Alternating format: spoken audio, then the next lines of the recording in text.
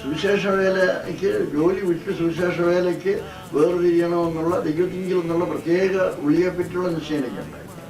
അന്ന് ബുധനാഴ്ച വൈകിട്ട് തന്നെ കാശ്മീരി എടുത്തിട്ട് വീട്ടിലോട്ട് ഞാൻ താമസിക്കുന്ന വീട്ടിൽ ചെന്ന് പെട്ടിയൊക്കെ എടുത്ത് വീട്ടിലോട്ട് എത്തപ്പെട്ടു. എൻ്റെ നിശ്ചയം വീട്ടിൽ ചെന്നിട്ട് സാറിന് ഒരു കാർഡ് അയക്കാം, ഞാൻ ഇനി വരുന്നില്ല, സുവിശേഷ വേലയ്ക്ക് വേണ്ടി വേർതിരിക്കുകയാണെന്ന് പോസ്റ്റ് കാർഡ് അയക്കാം എന്നുള്ള തീരുമാനത്തോടുകൂടെ ഞാൻ ജോലി രാജിവെക്കാൻ തീരുമാനിച്ച് കാശ്മീരി എഴുതി കൊടുത്തിട്ട് ഞാൻ താമസിക്കുന്ന വീട്ടിൽ ചെന്ന് എൻ്റെ പെട്ടിയൊക്കെ പൊക്കിയെടുത്ത് അപ്പോൾ ആ വീട്ടിലെ തള്ള ചോദിച്ചു, സാറേ ഇന്നെന്തിനായി പെട്ടിയൊക്കെ എടുത്തുകൊണ്ട് പോകുന്നത്? ഓ ഇരിക്കട്ടെന്ന് പറഞ്ഞു.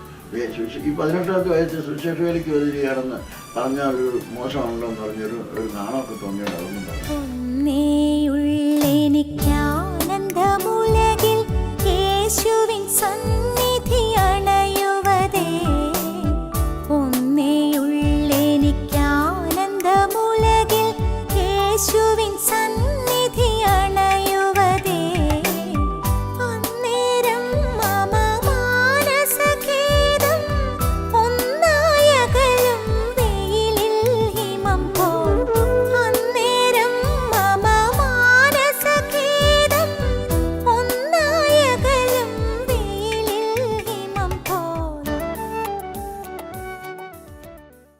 പാട്ടുകളുടെ കാര്യത്തെക്കുറിച്ചാണല്ലോ നാം പറഞ്ഞു വരുന്നത്.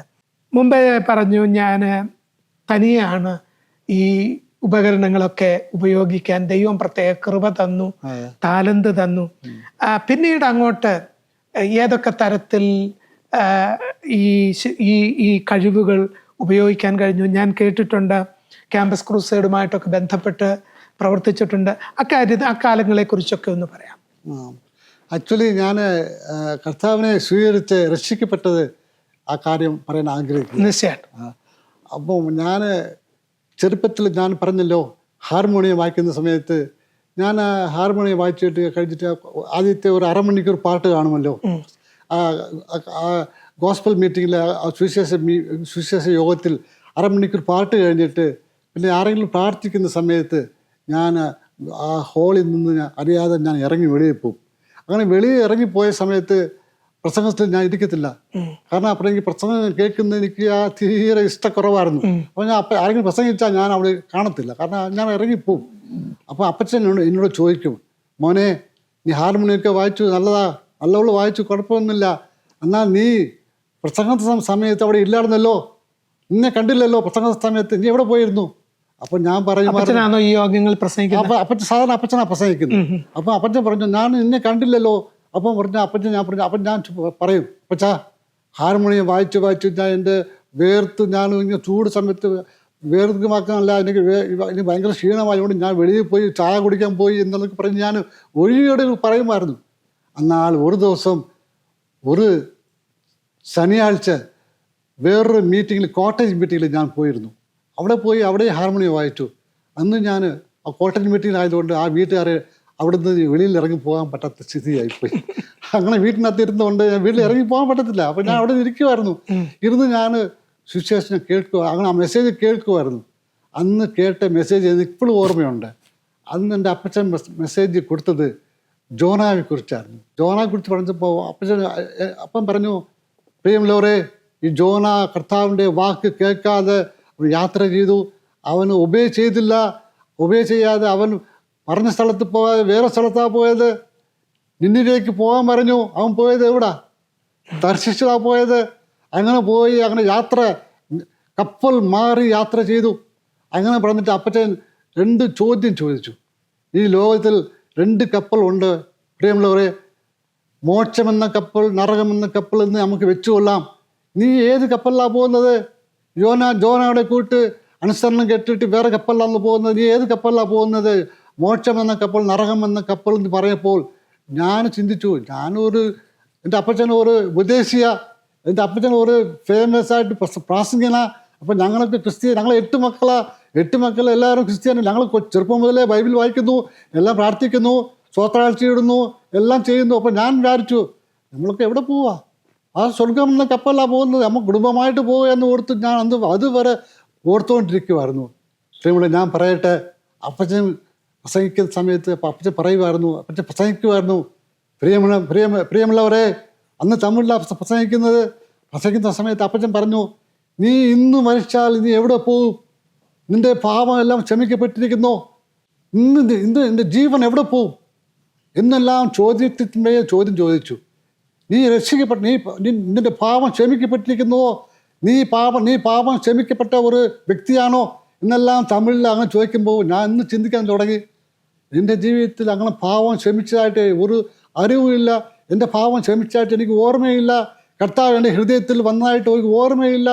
അങ്ങനെ ഉള്ള സമയത്ത് അപ്പച്ചൻ പറഞ്ഞു, ഇന്ന് കർത്താവിനെ സ്വീകരിക്കാൻ ആഗ്രഹിക്കുന്നവർ ഇന്ന് സ്വീകരിക്കണമെന്ന് പറഞ്ഞ് അപ്പച്ചൻ പ്രസംഗിച്ച സമയത്ത് ഞാൻ അന്നാണ് സ്വീകരിച്ചത്. അന്ന് സ്വീകരിച്ച ഞാൻ കർത്താവിനെ സ്വീകരിച്ചുകൊണ്ട് അന്ന് മുതൽ എൻ്റെ ജീവിതം മാറാൻ തുടങ്ങി. അങ്ങനെ കർത്താവിനെ സ്വീകരിച്ച് ഞാൻ രക്ഷിക്കപ്പെട്ടുകൊണ്ട് അതിനുശേഷം ഞാൻ കർത്താവിന് വേണ്ടി എൻ്റെ ഹൃദയം കൊടുത്തു. കർത്താവിന് വേണ്ടി ഹൃദയം കൊടുത്തുകൊണ്ട് അന്ന് മുതൽ എൻ്റെ ലൈഫ് മാറാൻ തുടങ്ങി. അപ്പോൾ ഈ വളരെ ആക്സിഡൻ്റലായിട്ടാണ് യേശു കർത്താവിനെ ജീവിതത്തിൽ രക്ഷിതാവും കർത്താവുമായിട്ട് ഏറ്റുപറയാൻ ഒരവസരമുണ്ടായത്. അപ്പൊ ആ ഒരു തീരുമാനമുണ്ടായ അപ്പോൾ തന്നെ കർത്താവിന്റെ വേല ചെയ്യണമെന്ന് എന്തെങ്കിലും താല്പര്യമുണ്ടായിരുന്നോ? അപ്പം തന്നെ എനിക്ക് ആ സമയത്ത് മിനിസ്റ്റർ ചെയ്യണം, പ്രവർത്തിക്കണം എന്ന് പറഞ്ഞ് ഞാൻ തീരുമാനിച്ചു. അപ്പം ഞാൻ പഠിച്ചുകൊണ്ടിരുന്നതൊക്കെ പോളിടെക്നിക്കിലാണ് പഠിച്ചുകൊണ്ടിരുന്ന സമയത്ത് ഞാൻ ഒരു ദിവസം പോളിടെക്നിക്കിൽ ഞാൻ വീട്ടിൽ വരുന്ന സമയത്ത് അന്ന് ഞാൻ വീട്ടിൽ വന്ന് എൻ്റെ അപ്പച്ചനോട് പറഞ്ഞു, അപ്പച്ചാ ഞാൻ കർത്താവിൻ്റെ വേല ചെയ്യാൻ ആഗ്രഹിക്കുക, ഞാൻ മിനിസ്റ്റർ ചെയ്യണോ, മ്യൂസിക് മിനിസ്റ്റർ ചെയ്യണമെന്ന് പറഞ്ഞ് ഞാൻ അപ്പച്ചനോട് പറഞ്ഞപ്പോൾ അപ്പച്ചൻ പറഞ്ഞു, നീ ആദ്യം പഠിച്ച് തീർക്കുക, ആദ്യം നീ ഒരു കോഴ്സ് പഠിക്കുക, പഠിച്ച് തീർത്ത ശേഷം നോക്കാമെന്ന് പറഞ്ഞ് അപ്പച്ചൻ എന്നെ ഡിസ്കറേജ് ചെയ്തില്ല. അപ്പച്ചൻ പറഞ്ഞു, നീ ആ കോഴ്സ് പഠിച്ച് തീർക്കാൻ പറഞ്ഞ് ഞാൻ ആ പോളിടെക്നിക് പഠിച്ച് കഴിഞ്ഞ ശേഷം പിന്നെ ഞാൻ ഉള്ള സമയത്ത് എനിക്ക് നോർത്ത് ഇന്ത്യയിലെ ഒരു രാജസ്ഥാൻ ജോധ്പൂരിൽ എനിക്ക് ഒരു ട്രെയിനിങ് വേണ്ടി ഞാൻ പോയിട്ട് അവിടെ ഞാൻ ജോലി ചെയ്ത സമയത്ത് എനിക്ക് ഹിന്ദി അറിയത്തില്ല. കാരണം തമിഴ്നാട്ടിൽ ഹിന്ദി ഇല്ലല്ലോ. അപ്പം തമിഴ്നാട്ടിൽ ഹിന്ദി ഇല്ലാത്തതുകൊണ്ട് ഹിന്ദി അറിയാത്തതുകൊണ്ട് ഞാൻ ആ ജോലി ചെയ്യാൻ എനിക്ക് ഇഷ്ടമില്ലാത്തതുകൊണ്ട് ഞാൻ മധുരയ്ക്ക് തിരിച്ച് വരുന്ന സമയത്ത് ഞാൻ ബാംഗ്ലൂരിൽ ഇറങ്ങി. ബാംഗ്ലൂരിൽ എൻ്റെ ബ്രദർ ഉണ്ടായിരുന്നു, ജോൺസ് ചെറിയാൻ. ജോൺസ് ചെറിയാൻ എന്ന് പറഞ്ഞ എൻ്റെ മൂത്ത ബ്രദർ അവിടുത്തെ ഒരു സ്റ്റാഫായിരുന്നു. അവിടുത്തെ ഒരു സ്റ്റാഫ് മാത്രമല്ല അവിടുത്തെ ട്രെയിനിങ് സെൻറ്ററിലെ ടീച്ചറായിരുന്നു. അപ്പോൾ ജോൺസ് ചെറിയാൻ പറഞ്ഞു, ഇവിടെ നീ വരുന്ന സമയത്ത് ബാംഗ്ലൂർ വരണം, നീ മധുരയ്ക്ക് പോകുന്നതിന് മുമ്പ് ബാംഗ്ലൂർ വന്ന് ഇറങ്ങണം എന്ന് പറഞ്ഞ് ഞാൻ അവിടെ ഇറങ്ങിയിട്ട് എൻ്റെ ചേട്ടന് ജോൺസ് ചെറിയാൻ എന്നെ ഒരിടത്ത് കൊണ്ടുപോയ സമയത്ത് അവിടെ ഒരു മ്യൂസിക് ടീമുണ്ട്. അവിടെ മ്യൂസിക് ടീമത്ത് അവിടെ എല്ലാവരും ഉണ്ട്. അവിടെ മ്യൂസിക്കിലെല്ലാം പാട്ട് പാടിക്കൊണ്ടിരിക്കുക, പ്രാക്ടീസ് ചെയ്തുകൊണ്ടിരിക്കുക. ഭക്തവത്സരനുണ്ട്, മാത്യു ജോനുണ്ട്, അങ്ങനെ ആറന്മുള ബേബി ഉണ്ട്, അങ്ങനെ ഗിറ്റാർ വായിക്കുന്ന രവി വർഗീസ് ഉണ്ട്, അതുമാത്രമല്ല വയലിൻ വായിക്കുന്നത് സാം ഡേവിഡും ഉണ്ട്. ഇവരെല്ലാവരും ഉണ്ട്. അവരെല്ലാം പാട്ട് പാടിക്കൊണ്ടിരിക്കുക, പാട്ട് പ്രാക്ടീസ് ചെയ്തുകൊണ്ടിരിക്കുക. അപ്പോൾ ഭക്തവത്സരന അക്കോർഡിയം വായിച്ചുകൊണ്ടിരിക്കുക. അവിടെ എല്ലാം പാട്ട് സമയത്ത് അപ്പോൾ എൻ്റെ ചേട്ടൻ പറഞ്ഞു, ഇവനും അക്കോർഡിയനൊക്കെ വായിക്കുമെന്ന് പറഞ്ഞു. അപ്പോൾ ഞാൻ അക്കോർഡിയം എടുത്ത് വായിക്കാൻ തുടങ്ങി. അക്കോർഡിയം വായിച്ചപ്പോഴത്തേക്ക് തന്നെ എൻ്റെ വായന കണ്ടപ്പോഴത്തേക്ക് എല്ലാവർക്കും ഇഷ്ടപ്പെട്ടു. അതുമാത്രമല്ല ഈ പാട്ട് പാടുന്ന മാത്യു ജോൻ പറഞ്ഞു, ഭക്തവത്സ ഇവനെ വിടരുത്, ഇവൻ നല്ല വായന നമുക്ക് നമ്മുടെ ടീമിൽ വേണമെന്ന് പറഞ്ഞ് അങ്ങനെ അക്കോർഡിയം വായിക്കാൻ ഞാൻ അന്ന് തുടങ്ങിയതാണ് മ്യൂസിക് മിനിസ്ട്രി. ഓക്കെ, നമ്മൾ അല്പം മുമ്പേ പറഞ്ഞു അപ്പച്ചൻ ശുശ്രൂഷ ആരംഭിക്കുന്ന കാലത്ത് ഒത്തിരി പ്രശ്നങ്ങൾ, ഇല്ലായ്മകൾ, ദാരിദ്ര്യം, ആഹാരം പോലും കഴിക്കാൻ വകയില്ല. അപ്പം അങ്ങനെയുള്ള അനുഭവങ്ങൾ എന്തെങ്കിലും ഈ സുവിശേഷ വേല തിരഞ്ഞെടുക്കുന്നതിന് അതിൽ നിന്ന് നമ്മളെ പുറകോട്ട് വലിക്കുന്നതായിട്ട് തോന്നിയിട്ടുണ്ടോ? അത് ഒത്തിരി പ്രാവശ്യം അങ്ങനെ അപ്പച്ചൻ മനസ്സിൽ കൂടെ ചിന്തിച്ചിട്ടുണ്ട്. ഒരു പ്രാവശ്യം ഒരു കാര്യം ഞാൻ പറയാൻ ആഗ്രഹിക്കുക. അപ്പച്ചൻ താമസിച്ചുകൊണ്ടിരുന്ന ആ ചന്തിൻ്റെ പേര്, ആ സ്ട്രീറ്റിൻ്റെ പേര് വാണിയർ ചന്ത് എന്നാണ്. വാണിയർ ചന്ത് ഇപ്പോഴും ആ വാണിയർ ചന്തമുണ്ട്, ഇപ്പോഴും ആ ഗോസ്പൽ ഹാളുണ്ട്, ഇപ്പോഴും ആ സ്ഥലം ഇപ്പോഴും ഉണ്ട്. സ്റ്റിൽ അത് heart of the city of മധുരയിലുണ്ട്. അത് മീനാക്ഷി ക്ഷേത്രം തൊട്ടടുത്താണ്. അപ്പോൾ ആ വാണിയർ ചന്തിനകത്ത് ഞങ്ങൾ താമസിച്ചുകൊണ്ടിരുന്നത്. അപ്പോൾ താമസിക്കുന്ന സമയത്ത് അവിടെ തന്നെ വാണിയർ ചന്തിൽ തന്നെ അത് ലാസ്റ്റിലെ ഒരു വീട്ടിൽ ഒരു മലയാളി താമസിക്കുമായിരുന്നു.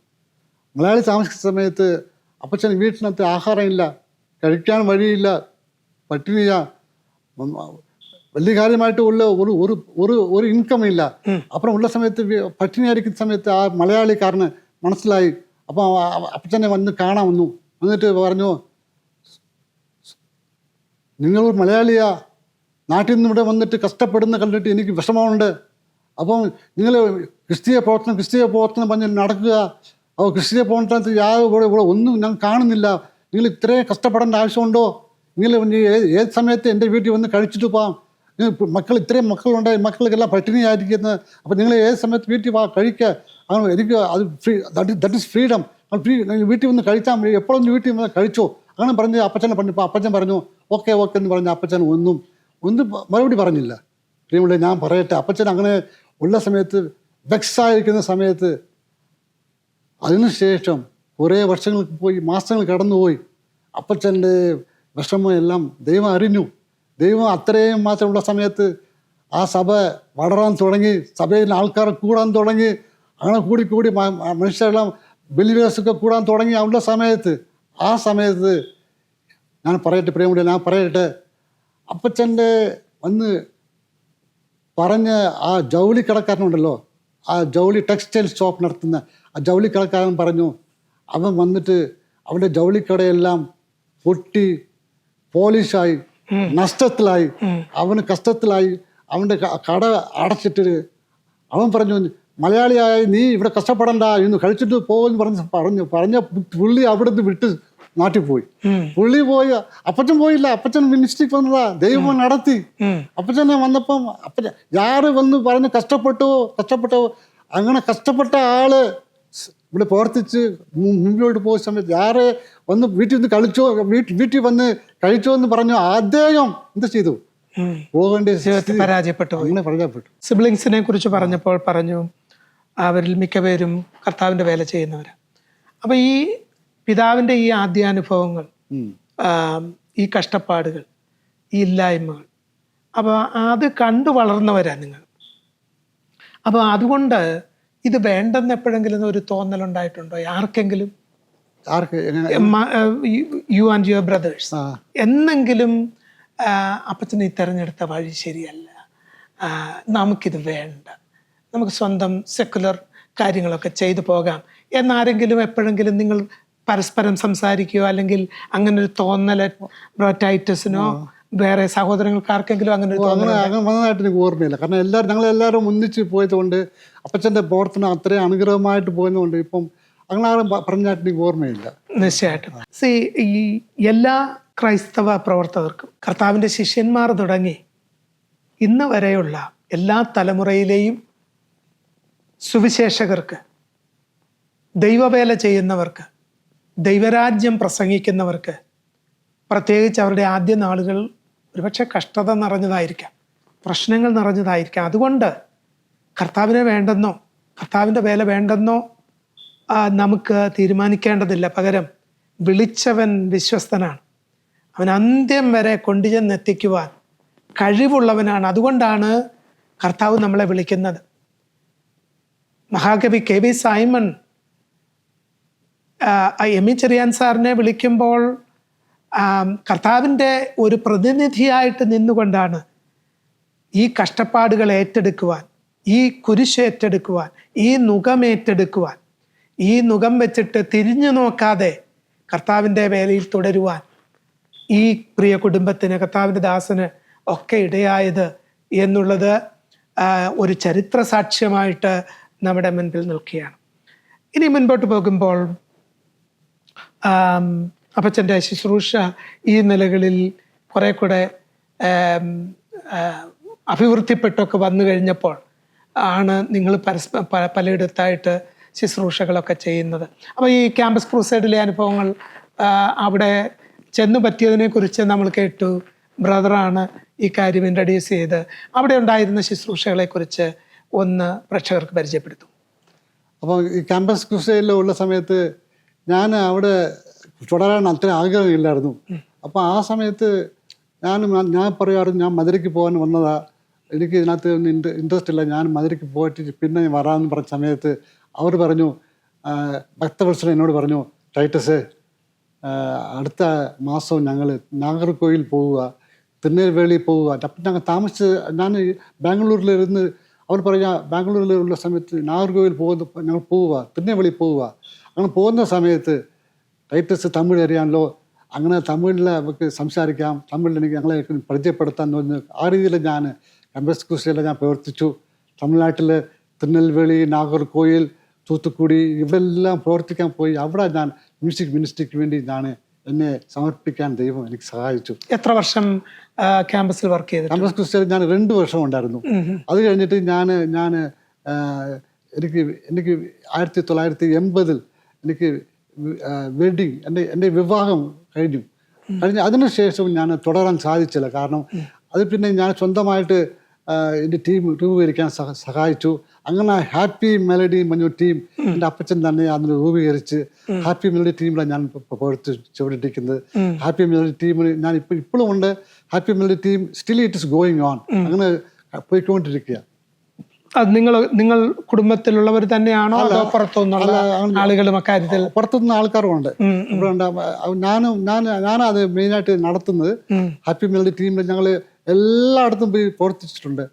കോളേജ്, ഹൈസ്കൂൾ, ജയില്, പല സ്ഥലങ്ങളിൽ ഞങ്ങൾ ഹാപ്പി മെലഡി എന്ന് പറയുന്നത് ഒരു കോമൺ നെയിം, ഒരു ബിബ്ലിക്കൽ നെയിം അല്ല. അങ്ങനെ ഉള്ളതുകൊണ്ട് പല ക്രിസ്ത്യൻ ഗ്രൂപ്പ് ആണെന്നുള്ള ഒരു തോന്നൽ അങ്ങനെ തോന്നലോ മനുഷ്യർക്ക് ക്രിസ്ത്യൻ പേരായിട്ടൊന്നും ഇല്ലാതെ കൊണ്ട് ഞങ്ങൾ എല്ലായിടത്തും പോയി പ്രവർത്തിച്ചിട്ടുണ്ട്. അങ്ങനെ എല്ലായിടത്തും പോയി പ്രവർത്തിച്ചുകൊണ്ട് ദൈവം ഈ ടീമിനെ വളരെയധികം ഉപയോഗിച്ചിട്ടുണ്ട്. ഇത് മുഖാന്തരം കർത്താവിനെ സ്വീകരിച്ച അനേകരുണ്ടെന്നുള്ള കാര്യം പറയാൻ സാധിക്കും.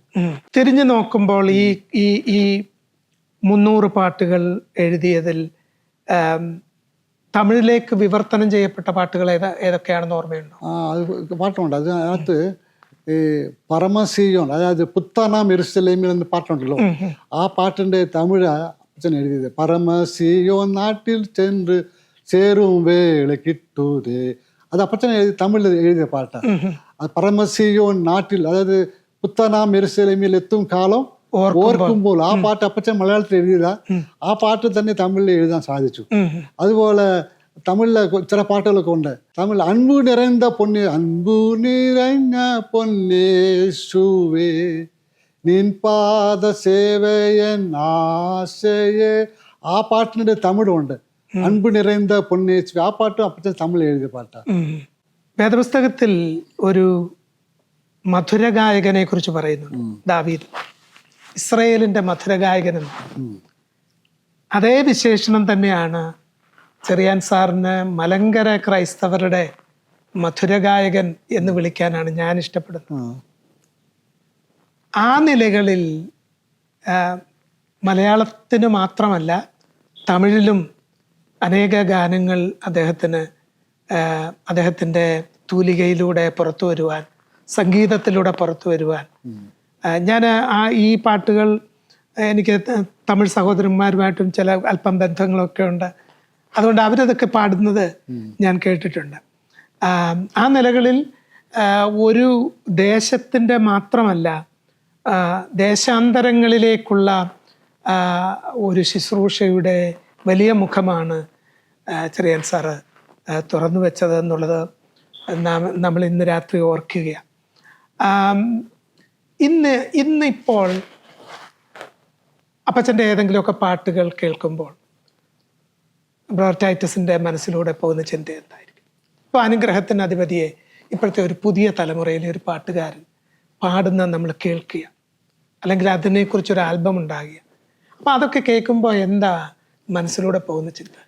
അതായത് അപ്പച്ചൻ എഴുതിയ പാട്ട് അന്ന് ആ സമയത്തൊക്കെ ഞാൻ ഉള്ള സമയത്ത്, അപ്പച്ചൻ ഉള്ള സമയത്ത് ആ പാട്ടിനെ കുറിച്ച്, പാട്ടിൻ്റെ ആ വേർഡ്സിൻ്റെ ആ ഇമ്പോർട്ടൻസ് അത്രയും എനിക്ക് അറിയത്തില്ലായിരുന്നു. കാരണം അത്രയും മാത്രം ശക്തമായുള്ള വാക്കുകൾ അപ്പച്ചൻ എഴുതുമായിരുന്നു.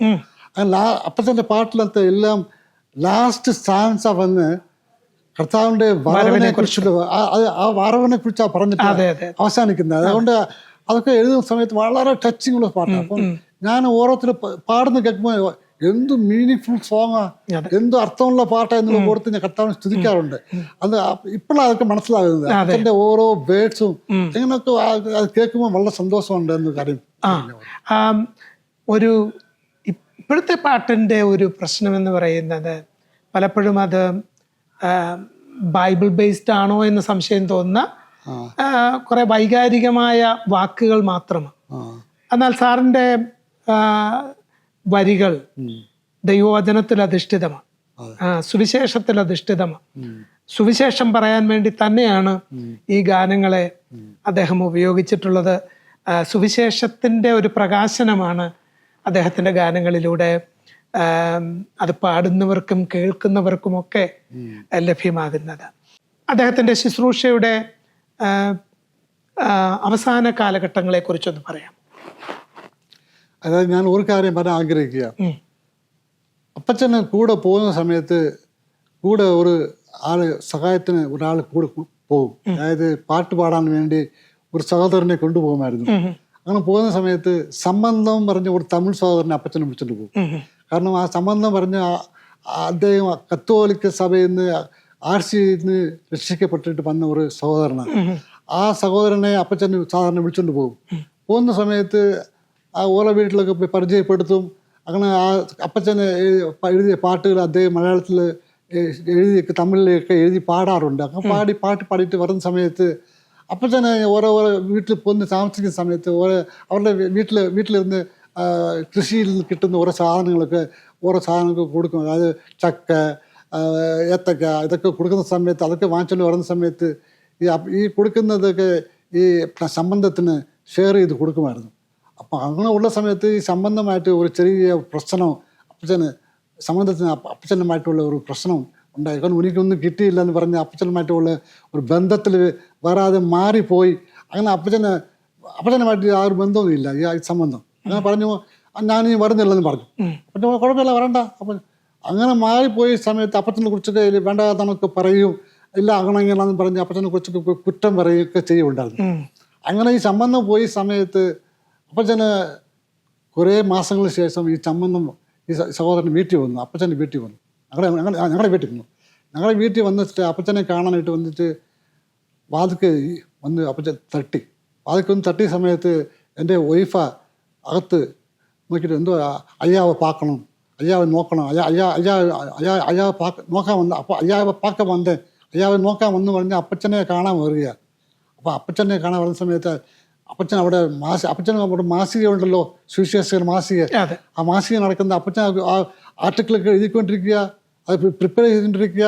അപ്പോൾ ആ സമയത്ത് എൻ്റെ വൈഫ് പോയി, അപ്പച്ച ഇങ്ങനെ സംബന്ധം കുറേ മാസങ്ങൾക്ക് ശേഷം ഇപ്പോൾ വന്നിരിക്കുക, വാതിക്ക് വന്നിരിക്കുക. അപ്പോൾ വാതിക്ക് വന്ന സമയത്ത് സംബന്ധം അപ്പച്ചനെ കുറിച്ച് ഇതൊക്കെ പറഞ്ഞ് അപ്പച്ചനെ കുറിച്ച് ഒരേ ദോഷമായിട്ട് ഒന്നും പറഞ്ഞ് എല്ലാം പറഞ്ഞ് അദ്ദേഹം വന്നിരിക്കുക. ഞാൻ എന്തോ പറയണം, അപ്പച്ചൻ വളരെ ബിസിയാന്ന് പറഞ്ഞു വിടട്ടെ. അപ്പച്ചൻ അപ്പച്ചൻ വളരെ തിരക്കാ, ബിസിയാ, കാണാൻ പറ്റത്തില്ല, പറഞ്ഞു വിടട്ടെ, പോകാൻ പറയട്ടെ, ഇപ്പം നാളെ വരാൻ പറയട്ടെ. അപ്പച്ചൻ ഉടനെ പറഞ്ഞു, മോളെ അത് ഒരിക്കലും പാടില്ല, അത് ചെയ്യാൻ പാടില്ല. എന്തുകൊണ്ട്? അവളും മറ്റേ സംബന്ധമോ ഒരു സഹോദരനല്ലേ, കർത്താവ് അവനെ വിളിച്ചതല്ലേ, അവനും ശുശ്രൂഷ ചെയ്യുന്ന ആളല്ലേ, അവനെ അങ്ങനെ വിടണ്ട. അവന് തെറ്റ് ചെയ്തു പോയി, എന്നാലും നമുക്കത് ക്ഷമിക്കാം. അവനെ അകത്ത് കയറി ഇരുത്തും സമയത്ത് അവനെ അകത്ത് കയറി ഇരിക്കുക. അപ്പോൾ അപ്പച്ചൻ വന്നപ്പോൾ അയ്യാ സ്വോത്രം എന്ന് പറഞ്ഞു, സംസാരിച്ചു. അപ്പച്ചൻ കാരണം ഞാൻ പറയാൻ വരുന്നത്, അപ്പച്ചൻ അത്രയും മാത്രം കുറ്റം പറഞ്ഞ ആളായാലും അപ്പച്ചൻ അദ്ദേഹത്തെ സ്നേഹിച്ചു.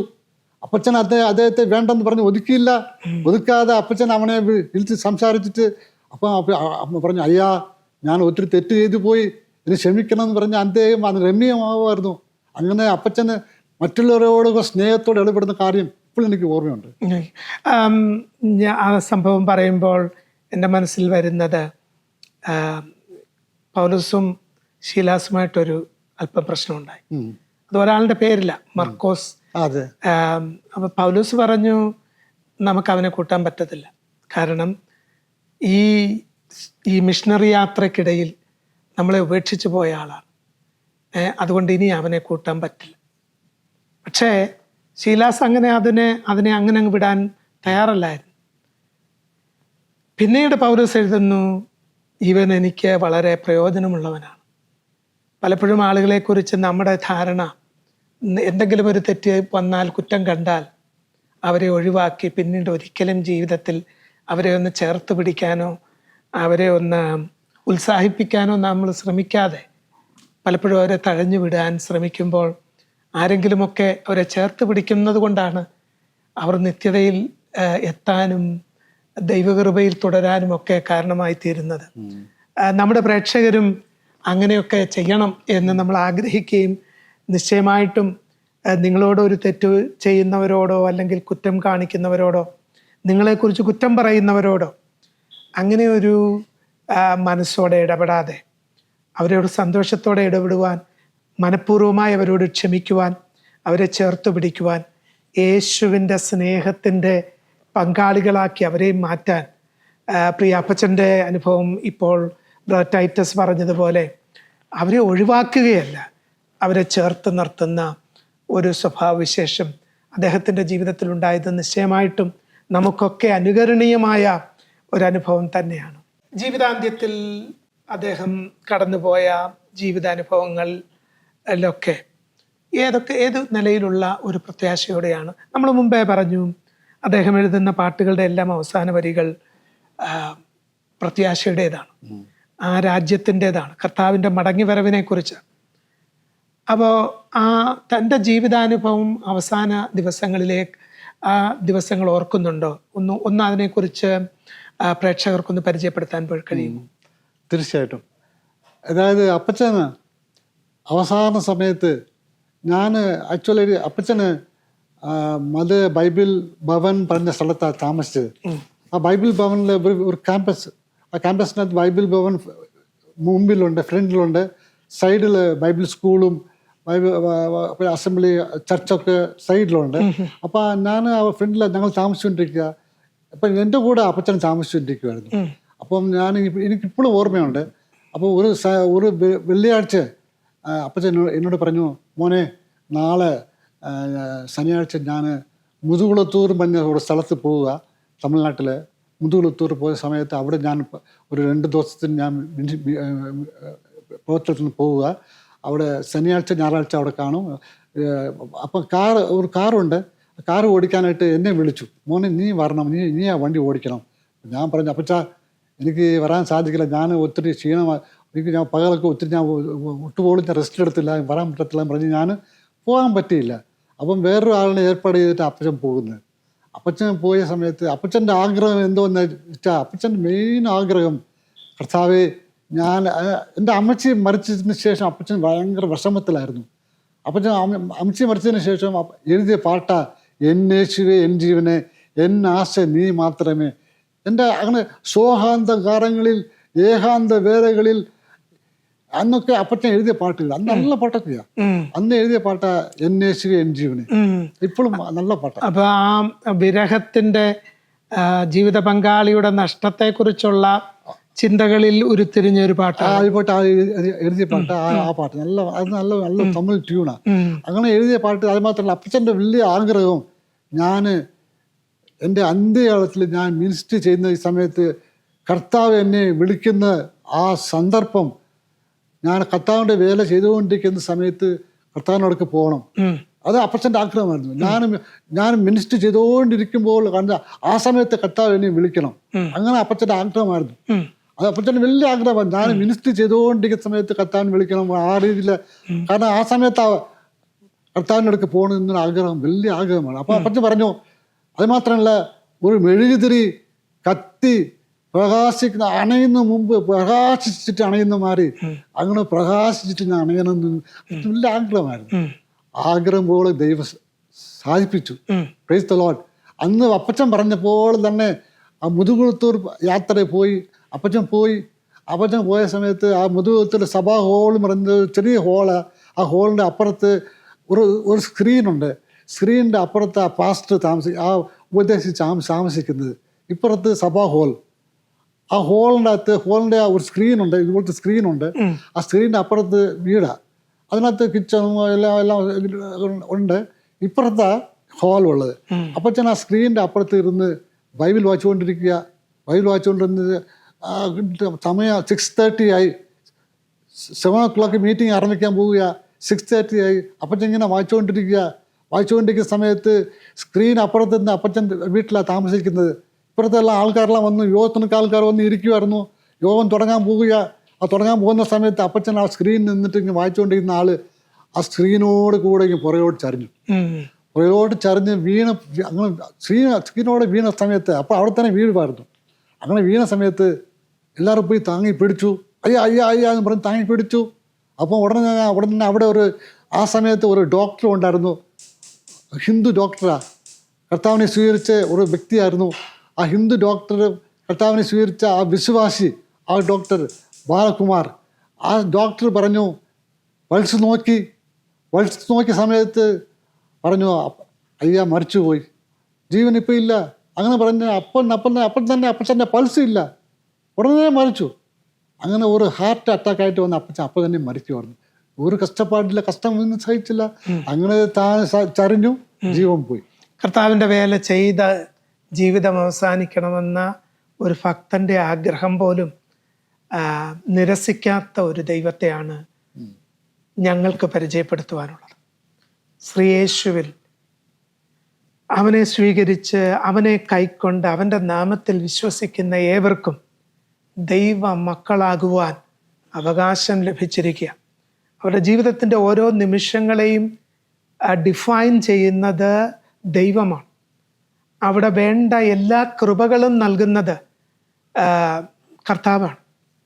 അല്പം മുമ്പ് ഞങ്ങളിങ്ങോട്ട് യാത്ര ചെയ്ത് വരുമ്പോൾ അപ്പം ചില പാട്ടുകൾ ഇങ്ങനെ കേട്ടാ വന്നത്. കൃപയേറും കർത്താവിലൻ വിശ്വാസം എന്ന പാട്ട്. കൃപ മതി, കൃപയിലാണ് എൻ്റെ ആശ്രയമെന്ന് പാടാൻ കഴിഞ്ഞ ഒരു വീരയോദ്ധാവിൻ്റെ അന്ത്യം യുദ്ധക്കളത്തിൽ തന്നെയായിരുന്നു, സുവിശേഷ പോർക്കളത്തിൽ തന്നെയായിരുന്നു.